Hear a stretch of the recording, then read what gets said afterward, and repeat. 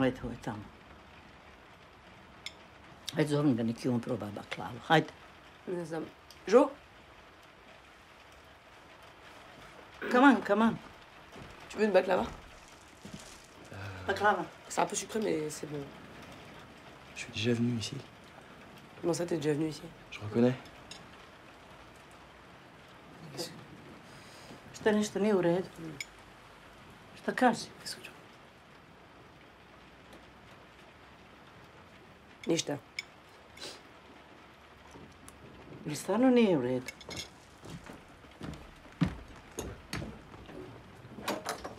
Au départ de ce film, il y avait presque l'envie, ou en tout cas, je n'avais pas conscience que le film pourrait être produit, qu'il y aurait Sylvie Piala dans la boucle, qu'il y aurait voilà, un distributeur, qu'il y aurait tout ça. Le film, il tenait sur une page A4 et on devait partir juste le comédien principal, Jonathan Cousinier et moi.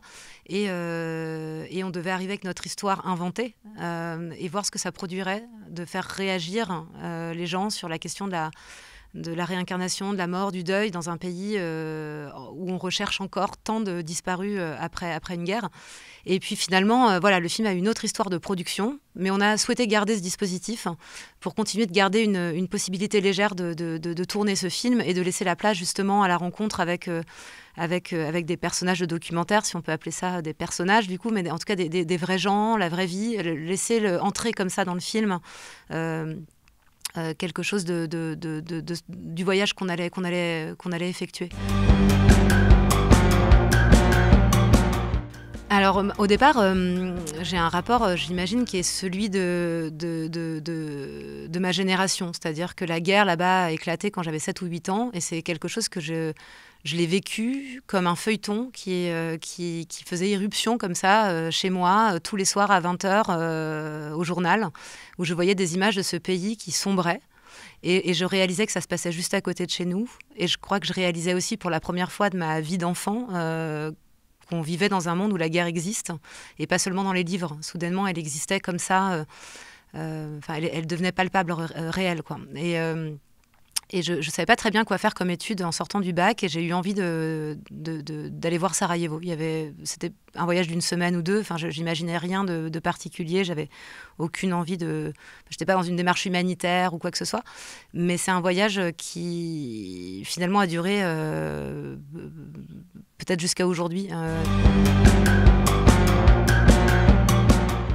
J'ai pensé que la meilleure manière, c'était surtout de ne pas faire un film qui parlerait de la Bosnie et de ne pas faire comme si j'étais moi-même bosniaque et que j'allais donner un éclairage quelconque sur l'histoire ou sur le passé ou sur le présent de ce pays. Et donc du coup, de m'ancrer très fort sur la petite histoire de mes personnages, qui est celle qui est plein cadre. Je suis pas sûre qu'il y ait un seul plan dans ce film qui filme la Bosnie sans qu'il y ait les personnages d'abord, en fait. Et d'avancer par la petite histoire. C'est la petite histoire qui traverse la grande. C'est souvent le cas dans la vie, en fait. On marche dans un univers qui nous a précédés. Et c'est ce qui se passe ici, avec des personnages volontairement qui ne savent pas tellement bien où ils sont en train de mettre les pieds.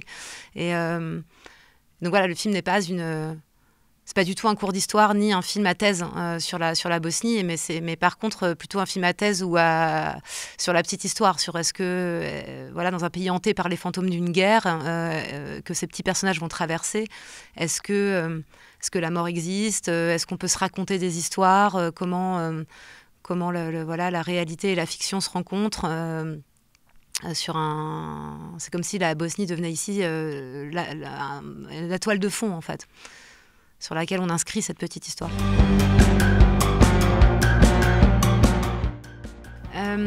C'est vrai que avec Jonathan et puis ensuite Antonia qui nous a rejoints, on a vraiment parcouru comme ça les 7-8 dernières années ensemble.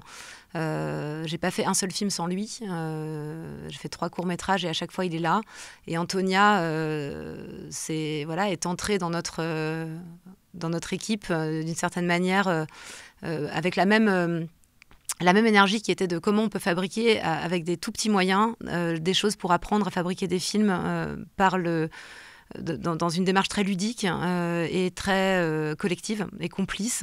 Et c'est vrai qu'Adèle a finalement presque le même itinéraire que Jonathan et Antonia. C'est-à-dire que c'est quelqu'un qui oscille entre le cinéma et le théâtre, qui a cette même capacité à l'improvisation, à s'emparer comme ça d'un film et d'un personnage sans s'en tenir forcément à la ligne, à la virgule près d'un texte.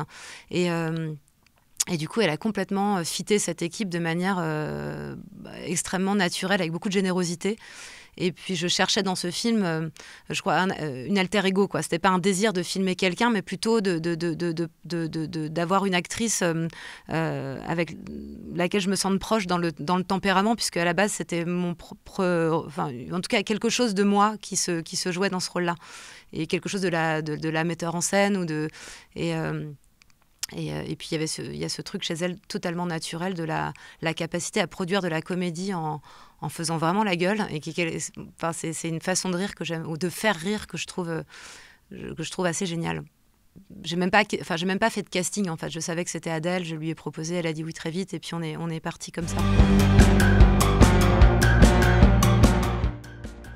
À partir de la proposition de départ, qu'elle vienne de moi ou qu'elle vienne des acteurs, c'était de chercher à chaque fois la ligne claire de la scène.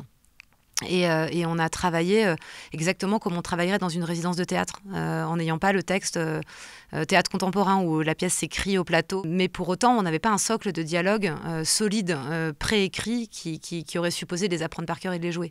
Là, on s'est quand même pas mal compliqué la vie. Mais en même temps, c'était ce qui était passionnant dans cette expérience de tournage pour chacun d'entre nous, en fait. C'est qu'il y avait un petit côté comme ça, vertigineux, où on se jetait un peu dans le vide. Ouais, complètement. C'était vraiment un chemin. Je crois que ce film est un chemin qui part comme ça d'une petite caméra HD qu'on peut tous avoir dans un placard et qui se termine avec et le film avance et progresse comme ça, comme si du documentaire tourné à la maison, on passait à un documentaire un peu plus professionnel, puis soudain la fiction vient manger le documentaire et on finit comme un film... un vrai film de fiction. Je crois qu'il y a une phrase comme ça dans le film où c'est beaucoup plus beau les histoires qu'on peut se raconter que ce qu'on peut avoir dans la tête parfois. Et le film ne pouvait avoir que ça comme résolution, que de dire que finalement la meilleure manière de vivre, c'est de se raconter une histoire et de la mettre en branle, cette histoire. On a vraiment, avec Paul, le chef opérateur, on a vraiment travaillé main dans la main, bien en amont du film, encore une fois, parce qu'on savait que c'était un film qui ne pouvait pas tenir sur son scénario, on ne pouvait pas faire de découpage, on ne pouvait pas prévoir. On avait juste une ligne où Paul et la caméra étaient un personnage du film. Et donc, il fallait garder cette grammaire-là. Il fallait absolument garder la grammaire, quoi qu'on décide de faire. La caméra doit être au juste endroit, ou en tout cas un endroit crédible. Et Paul, à tout moment, peut être appelé à être un personnage du film, puisque les acteurs savaient qu'ils avaient le droit de l'interpeller quand ils le souhaitaient. En fait, Paul fait partie de l'équipe. Et donc voilà, c'est un exercice particulier qui fait qu'on a vraiment...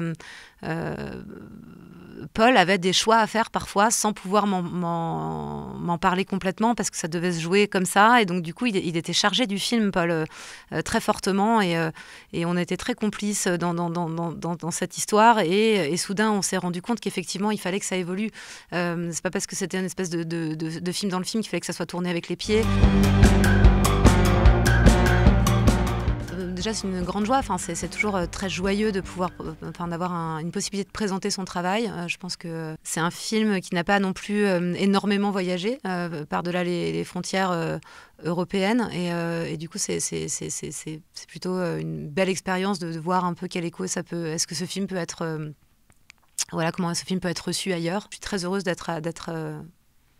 pouvoir montrer le film dans ce cadre-là. Dans ce contexte un peu particulier.